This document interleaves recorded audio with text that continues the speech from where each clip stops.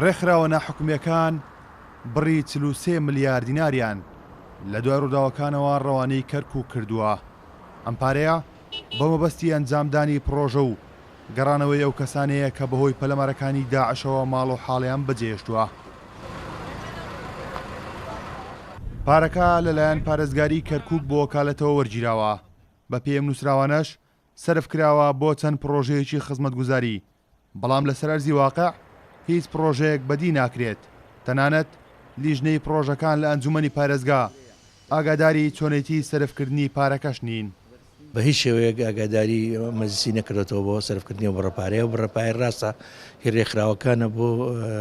گەڕانەوەی نیشتەجێبوون لەو شوێنانەی کە داعشی تیا بۆ پارەکە بۆ هاتەوە، بەڵام یاساکان دەستور ئەڵێ دەبێت پزیسی محافەزە ئاگاداری هەموو پرۆژەیەک بێ هەر کەسێ بیکا لەم شارەیە بە شێوەیەک ناتەوە و پرۆژانە مسادەقەی لەسەر بکرێ و کە سەرفیشی کردووە چووە یەک دوو ئەندامی ئەنجومەنی بانک کردووە لەگەڵ خۆیان لیژنەی دروست کردووە و ئەو لیژنانە سەرفیان کردووە و لەسەر ئارزی واقعیش ئەو پرۆژانە وجودیان نییە بە شێوەیەکی زۆر مەتاتی و گلەی و گازندەی لایەنی عەرەبیش هەیە لەسەر مۆزوعە لەوانە مەجلیسی قزای حەویجە،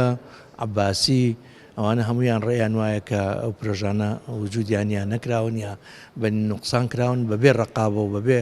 سەرپەرشتی مەجلیس و بەبێ مسادەقەکردنی ئەوانە وەک پرۆژە گوایە جێبەجێ کراون و پارێ سەرف کراوە، بەڵام ئەگەر وردی کەینەوە بەڕاستی هەمووی گومان دروستەکە لای ئەو لایەنەی کە هەڵساوە بە سەرفکردنی و پارەیە.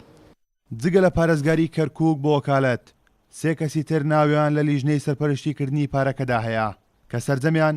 سەر بە کوتلەی عەرەبین لە ئەنجومەنی پارێزگا، ئەمەش نیگەرانی لێکەوتۆتەوە. ئێمە بە دوواداچوونمان کردووە بەداخەوەمە یەکێکە لەو مشکلانەی کە مەلەفی ئیداری ئەمڕۆ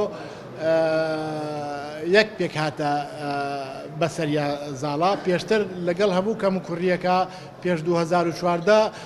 محافظ کورد بوو، جێگری محافظ عەرەب بوو، ڕئیسی مجلسی محافظە تورکمان بوو، ئێستا مجلسی محافظە نییە، نائیبی محافظ نییە، هەمووی هەیە محافظێکە بە وکالەت ئەو شتەیەک لە پێکهاتەی عەرەبیە بە کەیفی خۆی ئیشەکات. کورتساد نیوز زانیوێتی لایەنی تورکمانیش ناڕەزاییان دەربارەی ناڕوونی لە سەرفکردنی پارەکەدا هەبووە، بەڵام ئامادەی لێدوان نین. جگە لەمەش قەزا و ناحیەکانی حەویجە و عەباسی بە نووسراوی فەرمی ناڕزایی خۆیان دەربارەی پرۆژە نادیارەکانی ئیدارەی کەرکووک دەربڕیوە. کارۆن محەممەد، کورتساد نیوز، کەرکووک.